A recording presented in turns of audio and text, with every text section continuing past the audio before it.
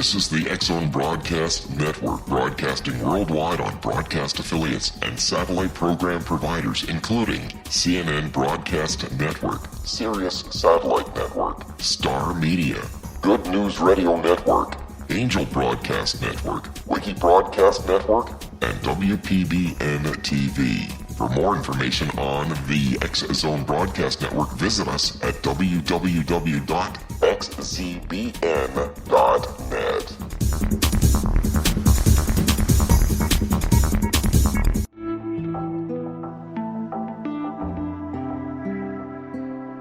Take a step back in time and discover old Florida cuisine at Marsh Landing Restaurant in Fellsmere. Enjoy delicacies such as frog legs, gator tail, catfish, and swamp cabbage, or enjoy the more traditional cuisine like hand-cut Angus steaks, ribs, and seafood. Join us for breakfast with a southern flair featuring sweet potato pancakes, biscuits and gravy, and much more. Planning a party? Marsh Landing's private dining room can accommodate groups from 8 to 80 people. While you're visiting, enjoy the historic pictures, artifacts, and stories that line the walls. Marsh Landing is truly a unique experience. Marsh Landing Restaurant, 44 North Broadway in historic Fellsmere, or visit marshlandingrestaurant.com. Marsh Landing, Old Florida cuisine at its best.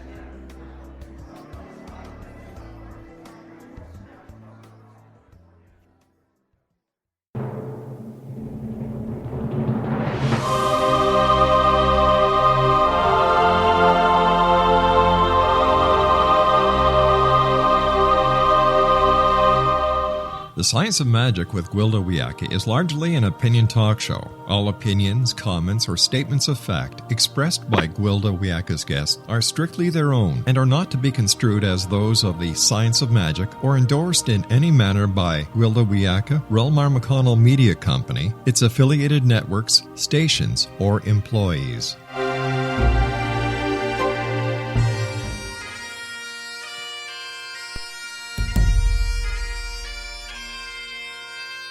Welcome to the Science of Magic with Gwilda Wiyaka, a program dedicated to uncovering the unified nature of reality and humanity's ever-evolving place as truly galactic beings.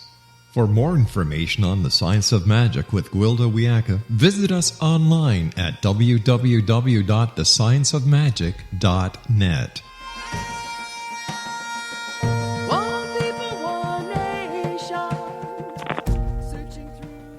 Welcome to the Science of Magic, a place where science and magic come together to transform fact into evolving truth. We're proudly coming to you through the ever-expanding X-Zone Broadcast Network, xzbn.net, and can also be found on our website, thescienceofmagic.net. I'm your host, Gwilda Wiyaka. This hour we'll be exploring Let's Dance. From walking meditation to frenzied dancing, all shamanic traditions use some form of rhythm and or movement to enter an altered state known as a shamanic trance. The Hopi Kachinas dance to embody star beings. Many tribes dance to embrace the warrior spirit or bring down the rain. Some Middle Eastern dances activate and direct the Kundalini. Sufi whirling is a dance meditation performed by dervishes in an endeavor to resource all action. This is accomplished with some music and spinning repairs. A symbolic imitation plants being said. Our dancing form practiced by numerous traditions, whereby John body this ceremony dance. Shifting during these rituals. While we see cross-cultural use of dance throughout these, physical movement free restrictions purify and activates the shock system and channels spirit into the physical world. Dance is not the only movement performing movement. Your can induce a trance state, making some information accessible, but dance. Dance engages the passion through movement to rhythm and music. Different music and rhythms inspire varying aesthetic experiences. Every tradition has songs, rhythms, and dances that have been handed down for generations to be used for particular purposes. Many practices designed to heighten spiritual power and awareness combine movement with diet. From yoga to Tai Chi, these practices reflect the importance of a lifestyle promoting movement and healthy food to support enlightenment. Interesting that we become such a sedentary junk food gobbling society. Some modern-day religions actually consider dancing and music to be a sin. God forbid a person find joy in movement or physical expression. When a body doesn't move, it becomes a storage place for unprocessed emotion, memories, and environmental toxins. Eventually, this blockage results in ill health. Toxicity compromises our frequency. When our frequency is low, there's a greater resistance, limiting our ability to access high-frequency spiritual information. At lower frequencies, our brains become sluggish. There's a frequency below which we can no longer maintain physical health, and the weak link in the genetic predisposition chain breaks down. The body has 4 major organs responsible for removing toxic load: the liver, kidneys, skin, and the lungs. The toxins are carried from the body by the blood to one of these locations for processing and removal. The heart is responsible for pumping the blood, yet the heart can only pump the blood out to the body. The contraction and expansion of the muscles are what returns the blood to the heart, and this requires physical movement. Physical activity increases heart rate, moving the blood more rapidly through the body. Exercise also stimulates respiration, and with it, the efficiency of detoxing through the lungs. Movement encourages perspiration and flushing of toxins through the skin. In the absence of movement, the toxic load is left to the kidneys and liver. The kidneys rely on copious amounts of pure water to function. Instead, we tend to consume coffee, pop, and energy drinks, which add to the toxic load. At this point, everything is left up to the poor liver. When the liver can't keep up with removing the toxins, they must be stored. And where do we store them? In the tissues and fat, of course. And there you have it, the modern-day human condition: fat, sick, and spiritually disconnected. Considering the alternatives, let's dance. Our guest this hour, Yasmin Henkesh, author of Trance Dancing with the Jinn, is a dedicated performer, teacher, trainer, and workshop instructor with over 40 years of Middle Eastern dance experience. She researched Egyptian trance dancing while studying at the American University of Cairo. Yasmin taught Egyptian-style Middle Eastern dance at the Joy of Motion Premier Dance School until she opened her own studio, Serpentine Dance, in Maryland. After this commercial message, we'll introduce Yasmin, and together we will do the trance dance. You're listening to The Science of Magic. Prior innovative episodes can always be found on our website, thescienceofmagic.net.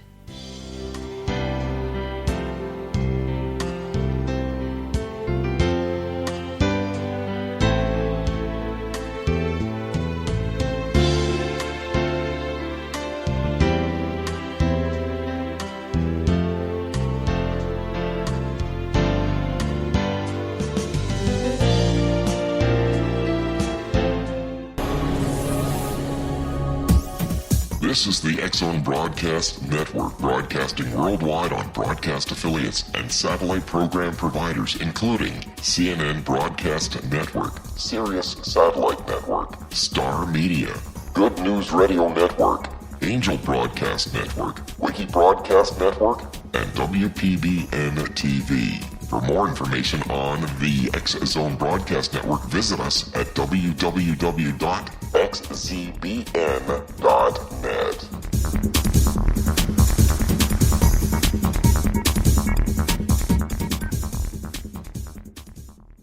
How would you like to be able to read other people's minds? Well, the next best thing is here. When you know how to read a person's name, you know how the person thinks, feels, and behaves. Each letter in our name holds a key to unlock our true essence. Our name contains both our gifts and challenges in this lifetime. Mnemology science discovers personality secrets hidden in the placement of the letters of our names, including the first and last impression people remember about us. Sharon shows us how to interpret the arrangement of letters as outlined in her book, Know the Name, Know the Person. Sharon Lynn Wyeth created mnemology science after 18 years of research and testing her theories, and has supported thousands of people around the world in understanding themselves and others better. You'll enjoy Sharon's unique teachings as she shares her system to learn the gifts behind your given birth name. Even if you don't like your birth name, there are jewels in this book. If you're thinking of changing your name, ready to name your child, or wanting to get along better with others, this is the book for you. If you'd like to improve your relationships and change your life for the better, get the book today, Know the Name, Know the Person, or visit www.knowthename.com. That's www.knowthename.com.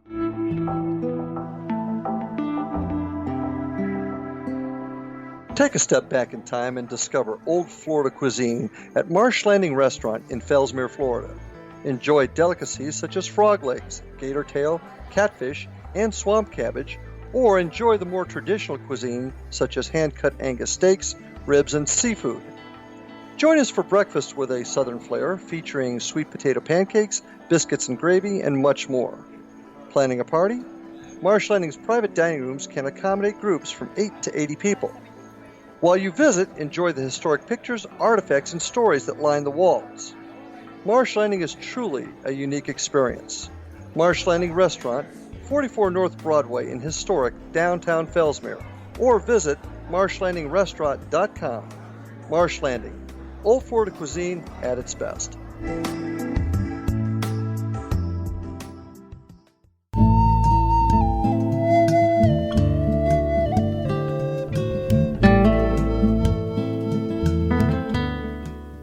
Welcome back. This is The Science of Magic, dedicated to unification and evolution of consciousness. I'm your host, Gwilda Wiyaka. Our guest this hour, Yasmin Henkesh, author of Trance Dancing with the Jinn. Her website is serpentine.org. Yasmin, thank you for joining us on The Science of Magic. Oh, thank you for having me. I'm enjoying this. What exactly is trance dancing? Trance dancing is spontaneous movement to music. How about that? That kind of works. Yeah. You might call it kinetic meditation. It's movement under music, but long enough to alter your state of consciousness. So dancing for 3 minutes might not do it. Dancing for half an hour will definitely do it. Could you speak a little louder for us? Don't want to miss a word you're saying. Sorry. Yes, that's okay. Absolutely. So where all is trance dancing practiced? Oh, it's practiced around the world. My specialty is the Middle East, but actually it's done in most places around the world, from Africa, of course, but North and South America to Asia, Siberia, almost everywhere. What's the major purpose of trance dancing? Oh, well. Why do we meditate? I think it's to get in contact with our subconscious. I believe that it helps to free a lot of things that we don't want to think about, and so we push into our subconscious and say, I'll deal with that later. And this is a way of helping to bring it up and dealing with it now. Okay, so bringing up, like, does the movement break loose those things that we're trying to deny? Is that what you're saying? Yes. Well, the process of going into trance allows the subconscious memories and things that we've stored there to surface into the consciousness, because we are, in fact, going into our subconscious while lucid. The process is lowering our brain waves from beta to alpha to theta. And many memories, particularly traumatic ones, are stored in these slower wavelengths. And the process of going there while we are still awake helps us to remember things that we might not otherwise remember. So you're saying it's stored in your subconscious in the lower states of your brainwaves. Is it also stored in your body, and does the actual movement start to free those things up as well? Well, of course, memories are stored in the brain, yes, in the cerebellum, in the cortex. There are also emotional traumatic memories which are stored in a different place because those memories are tagged with fear or anger by the amygdala. So they're stored in a different place. But yes, these things are actually stored in the brain, and we remember them. So when we go into dance and we're using rhythm and movement, how important is the kind of rhythm and how important is the kind of music to what's actually going to be achieved? Oh, that's a very good question. Most, and I say most, not all, but most traditions use drumming, rhythmic pulsing, in order to entrain the brain to an external source, if you will. Although the Sufi whirling dervishes do not use, they have drumming, but it's not the most important part of what they do. But because they're whirling, which truly excites the balance portion of the brain, they don't need to stimulate the hearing portion as much. But yes, drumming is what is usually used the most, from shamanic traditions to Middle Eastern traditions to African traditions. Yeah. So I guess MIT researchers have shown for the first time ever that memories are stored in specific brain cells. By triggering a small cluster of neurons, the researchers were able to force the subject to recall a specific memory. But by removing these neurons, and how they did that, I don't know, the subject would lose that memory. How does this line up with it also being in the body?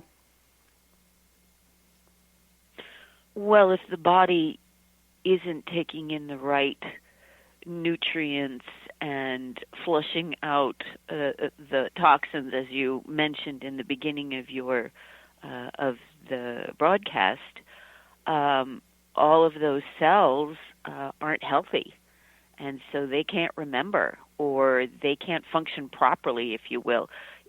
Memory recall is firing those neurons in order for them to give off the information that they hold. So if we're lacking, say, for instance, some of the minerals that we need for neurons to fire, we've got a problem going there. Absolutely, yes, of course. And memory is not stored in just one neuron. Memory and thoughts are spread out over a neural net. For example, if you have a memory of something you heard, you have the neurons that are associated with the auditory cortex, and if then you have an emotion associated with that, your emotional limbic system is going to come into play as well. So you have many different neurons all firing together, combining and synchronizing their electric signals in order for you to recall that memory. Why do you think some religions judge against dancing?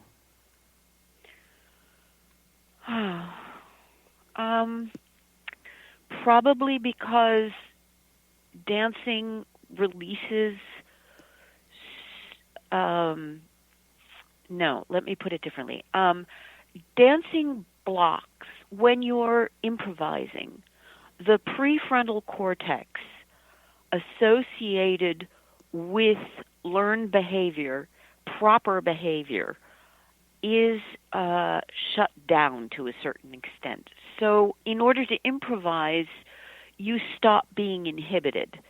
And when people lose their inhibitions, they may do crazy things to outsiders, and the norms of social behavior are upset. And particularly for cultures that hold a high standard of social behavior, letting go of that could be dangerous. So what can you tell us, and this is a different subject, but what can you tell us about shape-shifting in trance dancing? Shape-shifting in trance dancing, absolutely nothing. That I don't know anything about it, so I don't want to say. Okay. So as I mentioned, the Kachinas use dance to intentionally make themselves available to spirits or star beings. And what can you tell us about trance dancing and possession? That I can definitely tell you about. There are a number of stages of depth of trance. You go from lucid trance into the more profound states of which possession is one. In order to become possessed, you truly have to lose your sense of self. You go from being dizzy to a state of flow where it's automatic improvisation. Then you go a little deeper where you have an objective observer state. Beyond that, you have a state of dissociation, if you will, where your soul, your entity, your personality or whatever separates from the body, if you will, and you look like you are totally observing yourself, but not in yourself. Possession comes after that. Possession comes when you have a sense of someone imposing their own neural imprint overlay is what it's called, where a different personality and its different electrical signals, if you will, takes over your personality, and you are just put in the back seat and observing. So here we have two things going on. So we have people going into trance dancing, intentionally making themselves available to channel a spirit, hopefully a helpful spirit who is benevolent. What about malevolent spirits? Can unwholesome spirits be encountered through undisciplined trance dancing? And how does one avoid that? That's a very good question. Yes, always you want to go into anything involved with spirit with a sense of caution. Certainly, if something doesn't feel right, don't let it continue. You always want to set up some kind of barrier before you start. I explain more about it in the book. But you do want to have protective objects around you that all you have to do is look at that object and it will remind you of a happy place or a soothing feeling. If something doesn't feel right, back off. Yes. Okay. So you seem to know a lot about the brain. Where did you get your education on neurology?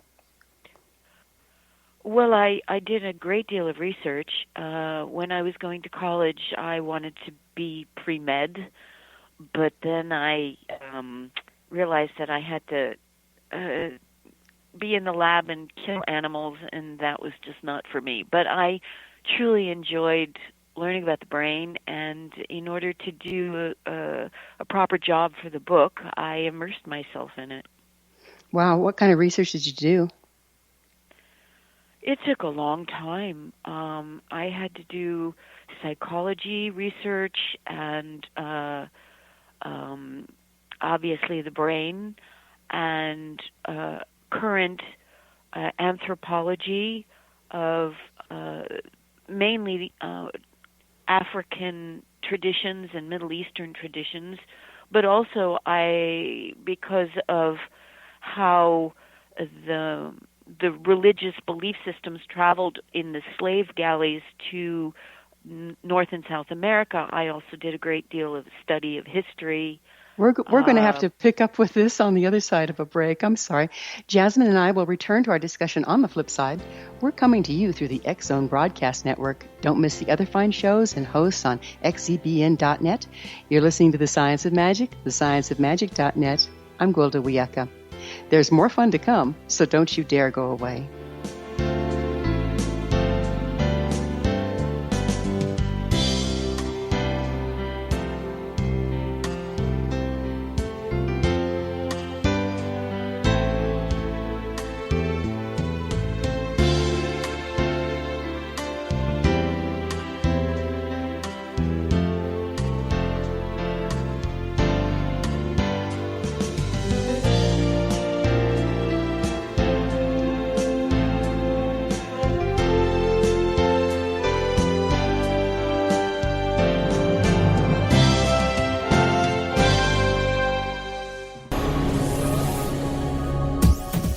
This is the X-Zone Broadcast Network, broadcasting worldwide on broadcast affiliates and satellite program providers, including CNN Broadcast Network, Sirius Satellite Network, Star Media, Good News Radio Network, Angel Broadcast Network, Wiki Broadcast Network, and WPBN TV. For more information on the X-Zone Broadcast Network, visit us at www.xzbn.net.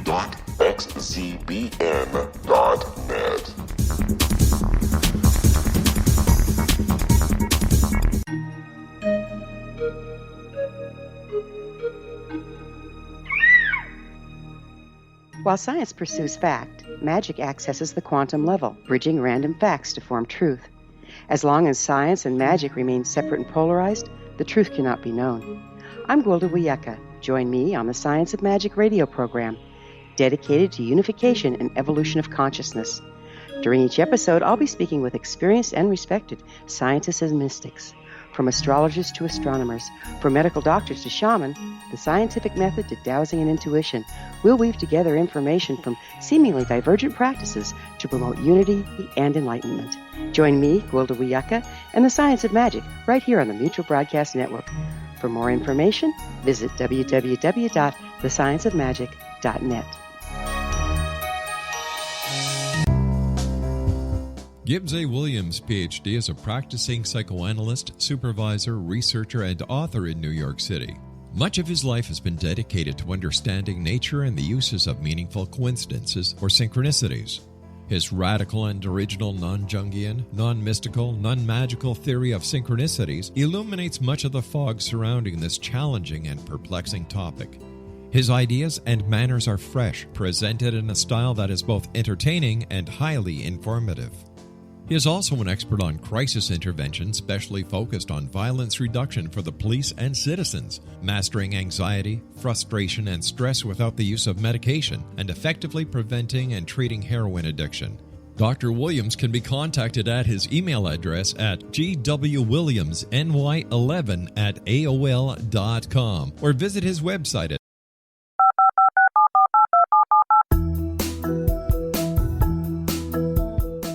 Did you know that when you're on the road with limited data or Wi-Fi, you can still listen to the X-Zone Radio Show with Rob McConnell, The Science of Magic with Gwilda Wiyaka, X-1, Dimension X, Space Patrol, and every minute of the X-Zone Broadcast Network by calling 213-401-0080, courtesy of Audio Now.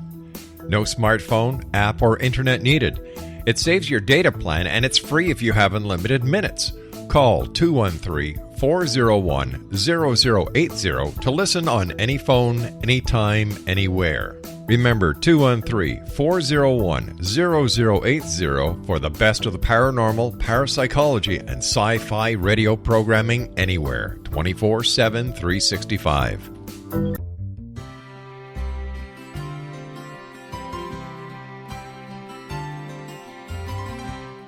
True healing must address 4 levels: physical, emotional, mental, and spiritual, for us to live joyful and productive lives. We tend to treat 3 of the 4, leaving the spiritual languishing.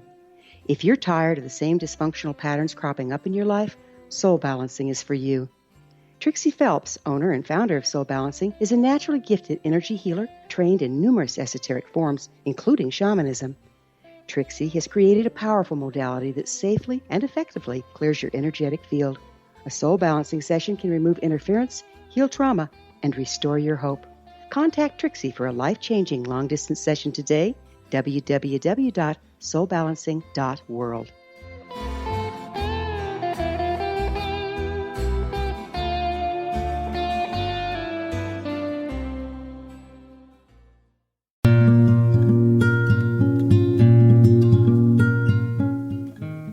Welcome back. This is the Science of Magic, a place where magic and science come together to promote enlightenment. I'm your host, Gwilda Wiyaka.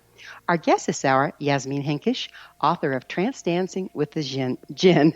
Yasmin, can your average person learn to trance dance? What's involved in learning?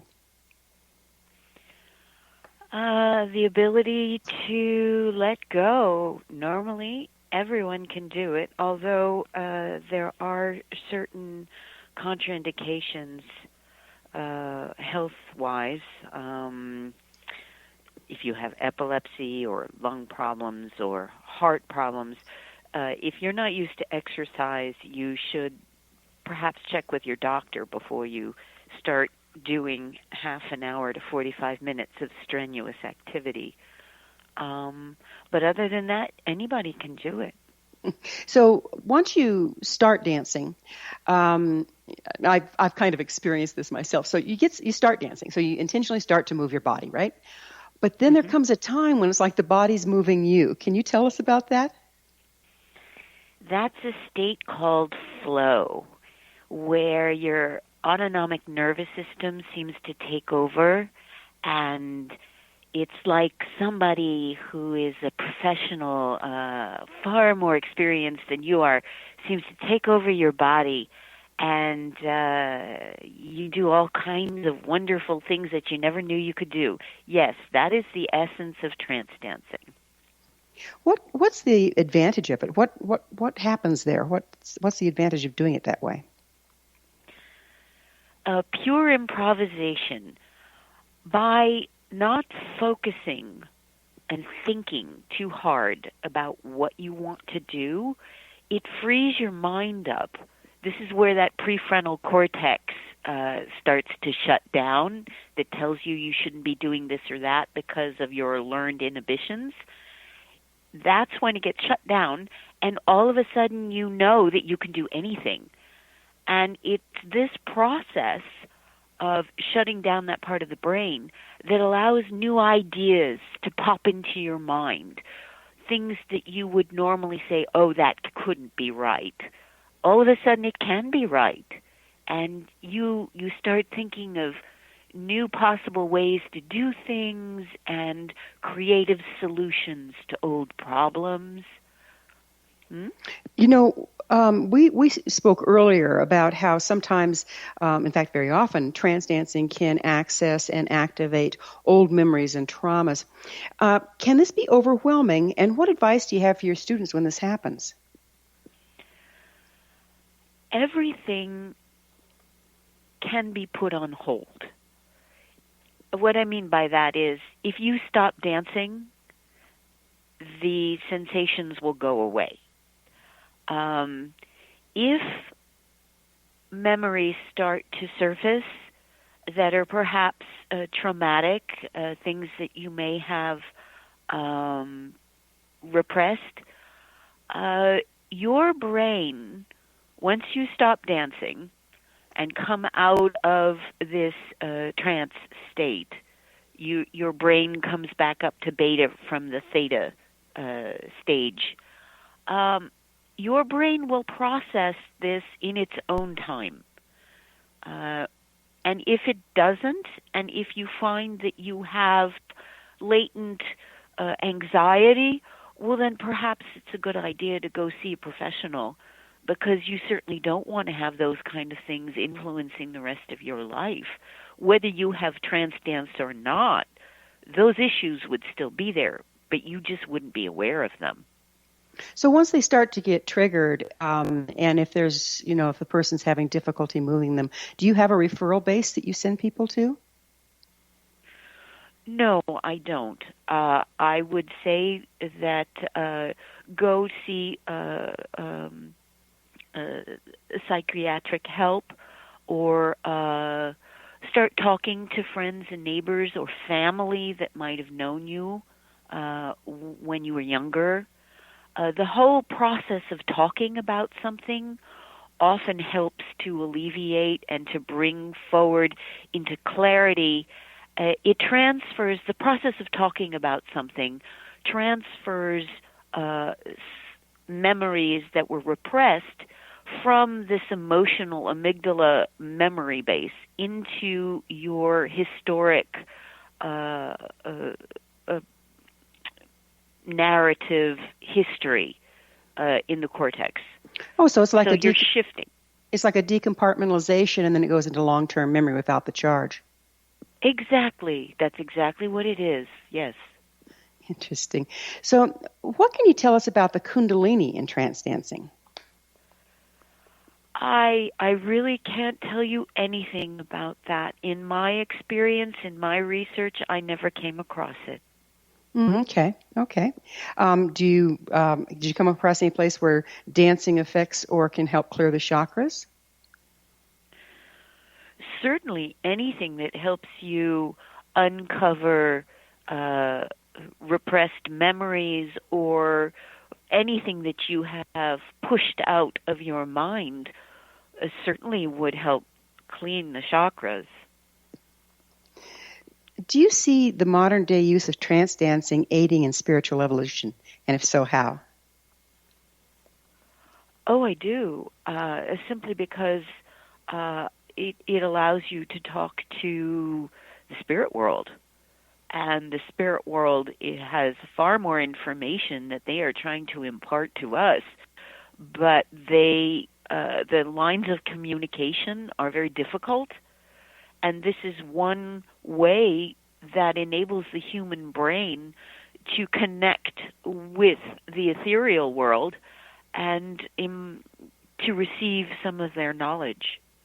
Would you mind telling us what you mean by spirit world, and who do you find there? Oh, my Lord. If you,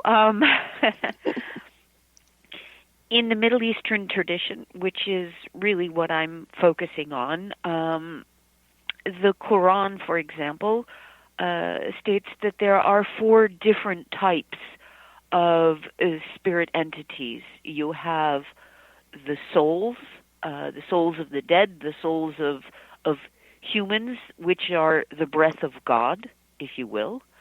You have angels, which are considered made of light. You have the jinn, which are plasma spirits. And then, of course, you have the devils, the shaitan, which are the souls and the jinn who have chosen the dark path, if you will. Okay, so they've chosen the dark path. What's the dark path? Oh, excuse me? I said, what's the dark path? The path of non-evolution. I'm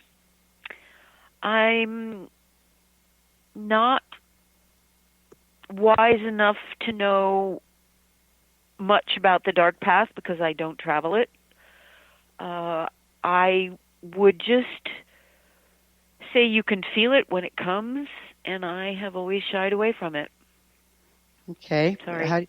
It's okay. How do you feel it? What's it like? The minute you start feeling violent thoughts or angry thoughts or hatred thoughts or dislike of anything, that's the dark side. Does the Quran teach against that?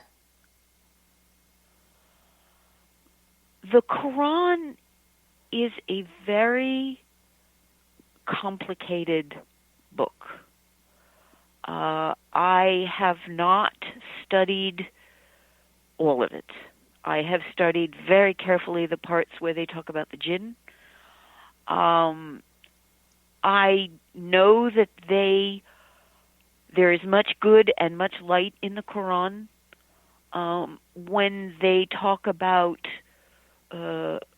repressing women, for example, that doesn't exist in the Quran. That is a modern interpretation of it.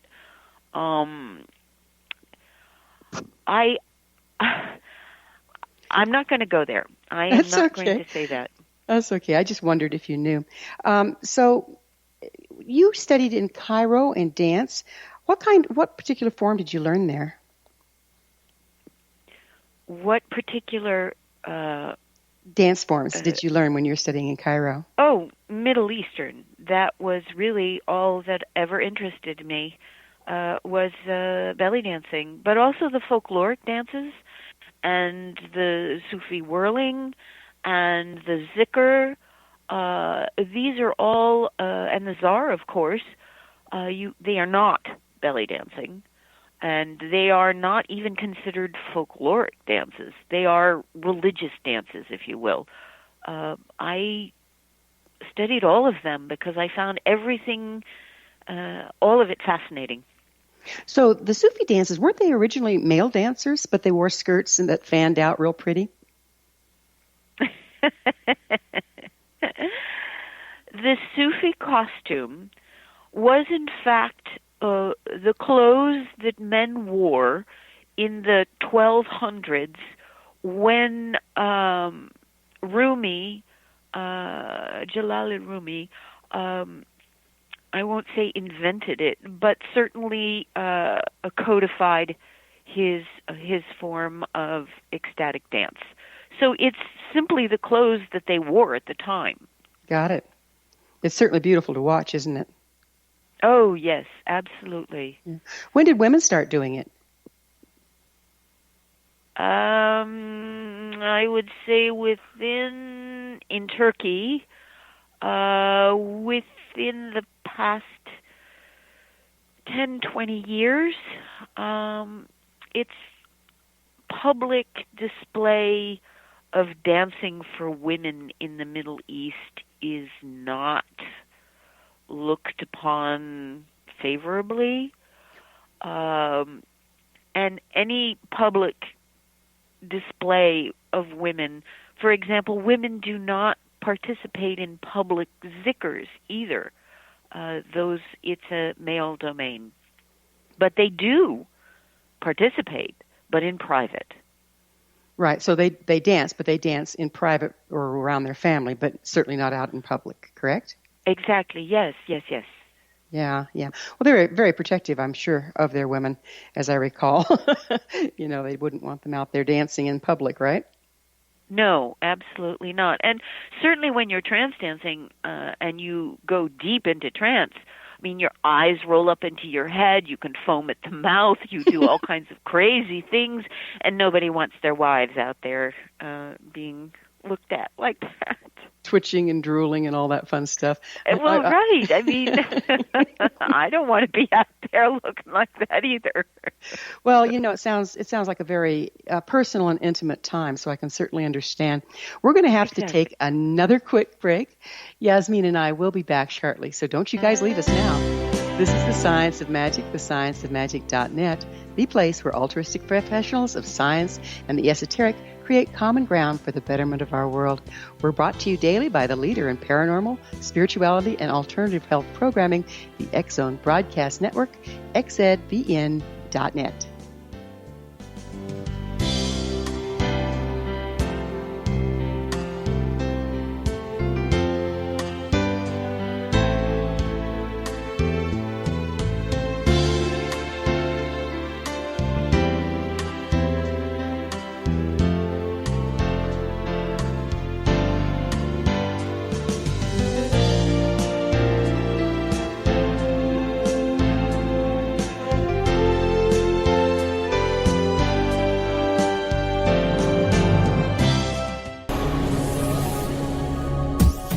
This is the X-Zone Broadcast Network, broadcasting worldwide on broadcast affiliates and satellite program providers, including CNN Broadcast Network, Sirius Satellite Network, Star Media, Good News Radio Network, Angel Broadcast Network, Wiki Broadcast Network, and WPBN TV. For more information on the X-Zone Broadcast Network, visit us at www.xzbn.net.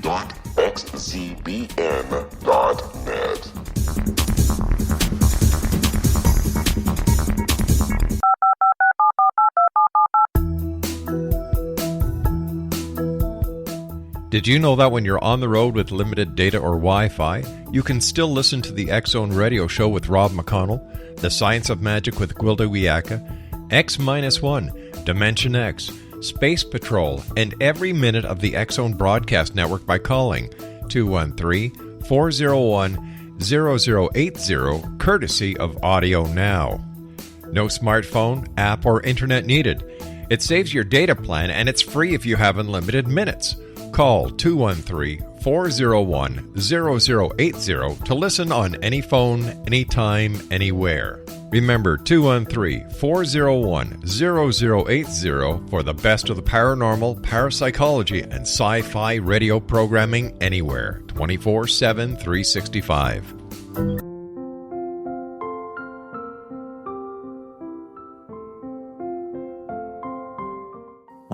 Dr. Carl O'Helvey, founder, president of a new cancer foundation focusing on evidence-based physical, mental, and spiritual interventions, including natural cancer cures, prayer, meditation, affirmations, nutrition, and other related holistic cancer prevention and cure modalities. These are used in cancer education, research, and financing care. I ask for your help to continue this important work by donating at www.holisticcancerfoundation.com. Wouldn't you love to know the secret to everything? Well then, meet Dr. Kimberly McGeorge and her cutting-edge breakthrough knowledge that combines science with possibility. Dr. Kimberly brings real-life answers and healing to those open to alternative solutions. She teaches solution-based programs and classes that will change all areas of your life forever. Specializing in conscious creation, intuitive readings, and energy medicine, you can rapidly shift health, relationships, business, and money and abundance challenges quickly. Receive her best-selling book, Secret to Everything, at no cost by going to secrettoeverything.com/X-Zone. That's right, transformation can start now. Just go to secrettoeverything.com/X-Zone and receive Dr. Kimberly's book for free. Little children aren't the only ones afraid of the dark. Millions of soldiers return from war zones with PTSD, anger, frustration, fear, and loneliness, much of which surfaces during the darkness of the night. You have the chance to change the lives of these American heroes. Songs and Stories for Soldiers.us provides free MP3 players for these men and women. With a list of 3 million songs in 16 different styles, 100,000 audiobooks, and 30,000 old-time radio programs, every veteran can find something to soothe and comfort them at no cost. All our players contain an 8-hour audio program designed to help veterans fall asleep. With 1,500 plus vets now participating, it's our goal to deliver 10,000 audio players this year. Go to our website at songsandstoriesforsoldiers.us. Help us help a veteran make it through the night. You're listening to the X-Zone Broadcast Network, www.xzbn.net.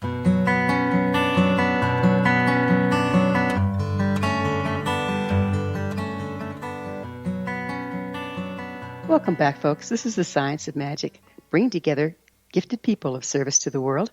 I'm your host, Gwilda Wiyaka. Our guest this hour, Yasmin Henkesh, author of Trance Dancing with the Jinn. Yasmin, which brings me to the next question, what are the Jinn? The Jinn are known throughout the world because of their special place in the Quran. They are Middle Eastern fire spirits or plasma spirits, similar to the fairy, but not quite. They are not quite the same. Certainly Orion Foxwood, who is a gifted fairy seer, has seen both of them and will definitely state that the fairy are composed slightly differently than the Jinn. Yeah, it's interesting. There's the fairy folk. Of course, I'm trained in Celtic shamanism as well as working with the Jinn. And in the Celtic tradition, there's the fairy folk, but then among the fairy folk, there are the Sidhe, and that's the kings and queens of the fairy. And their job is to balance nature. So if you're in balance, if you're living a life in balance, they don't mess with you. But if you live a life out of balance, you have much to fear from them. And I found there was a lot of similarities between them and the Jinn. Do you believe that's true? Unfortunately, I don't know much about the fairy tradition at all, so I really can't say. I have focused so keenly on the Jinn that I haven't really studied the other traditions. I do know that the angelic beings, that there are fire what do they call them? Fire angels, seraphim. That's it. Mm-hmm. Who sound to me very much like they include plasma in their normal makeup of light, if you will. And they are mentioned in the Bible, but I don't know about the fairy traditions at all. So, how do you're using the word plasma? What is it in the way you're using it? Plasma is the fourth state of matter. Plasma is you can find it in fire. You can find it in the filaments that are formed in order to conduct lightning out of the sky to the ground. Plasma exists to protect our atmosphere from the solar wind. Otherwise, we would have no oxygen. Plasma exists all around us in the visible universe. Plasma represents 99% of everything that is visible. It is the state of matter where the electrons are dissociated from their nuclei, from the protons and neutrons, and they tend to form masses of electrons and masses of protons, whereas the two masses together form a neutral charge. But each individually has a very strong negative or positive charge. So it's created by adding energy to gas so that some of its electrons leave its atoms. And if you have electrons leaving atoms, that's when they become polarized and create the positive or negative charge. So that being the case, does it serve as a conduit for spirit by attraction and repulsion? I am not sure how it works, whether it's a conduit, and oftentimes plasma will form layers, double layers. You'll have a layer of negative and then a layer of positive, and in between those layers you will have a place that conducts electricity. It could form skin, for all I know, when you have layers like that. Mm-hmm. Obviously, a lot of research needs to be done about it. But it does form tentacles. It does form filaments. But I'm not sure. Well, it sounds if they are indeed plasma beings, it sounds like they have a lot of hidden aspects. It would be wonderful to figure out. Absolutely. Yeah. Yes. So, but they are. I'm sorry. Plasma does conduct electricity, and it is sensitive to electromagnetic forces. So, if one of the things that folklore loves to say is that the jinn are afraid of iron, which of course is a magnetic, has magnetic properties. I'm sorry, I cut you off. No, you didn't. I was sitting here fascinated. So, do you think that the genie stories originated with the jinn? You know, like I Dream of Jeannie and the genie in the bottle? Oh, well, of course. Genie is the English word for jinn. Genie also comes, if you think about it, back to Latin from the singular form of a tutelary spirit called a genius or a genie. So it goes back to Latin. Gotcha. So how do you trance dance with the jinn? Well, you have to have music that you love. Really, you can't be dancing without any music. You can, but it's certainly no fun. You want to get music that is fast, with a definite beat to it that you enjoy. You want to get your emotions involved, because the more heightened emotions you have, the quicker you will react, and your brain will lower its wavelengths and you will go into theta. Keep at it. Just keep dancing. Blank out. Stop thinking, oh, what move will I do next? Just let yourself go and move whatever way you want to the music, and keep at it. And all of a sudden, you'll find yourself flowing with the music, one with the music. Your emotions will be heightened, and then you'll start having what they call theta flares, which is light bulb moments where problems that you've been trying to solve forever, all of a sudden the answer is right before your eyes. You just know what to do.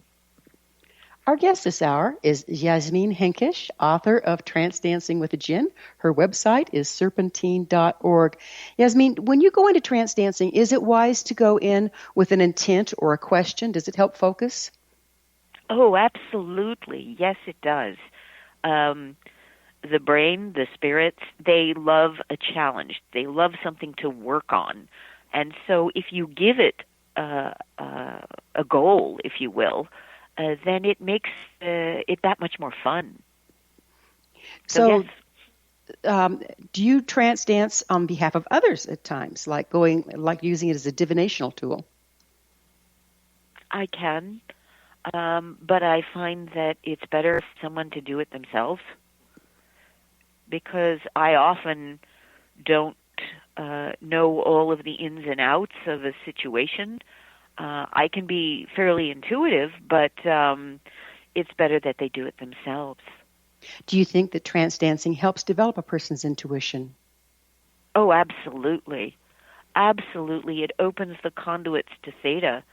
Theta is where you, theta and, of course, delta, but when you're in too much delta, you obviously go unconscious. Theta is where you receive your subconscious messages, the messages from things all around you that you don't necessarily perceive on a conscious level, but your subconscious perceives it, and it feeds it to you. When you descend into theta, you can bring it back with you to consciousness. So yes. So are you saying that our unconscious or subconscious has a more direct connection to spirit or to all that is than our conscious does? Yes, I do. Because consciousness is in part formed by our learned behavior. And if your society tells you spirits don't exist, or this information doesn't exist, or if I can't see it, I don't believe in it, then you won't believe in it. Then you will stop your mind and you will cut off this other form of information that's coming to you.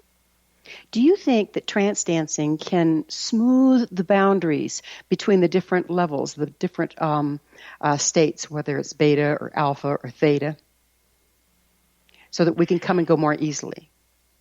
Oh, absolutely. I have found that to be true, yes. The more experience I have descending into theta, the quicker I can go, the more it bleeds into the rest of my life, where I'm suddenly far more in tune with my intuition and believe in it than before I started this whole process. So it becomes much more seamless. You don't necessarily have to go into a trance dance all the time in order to make the transition?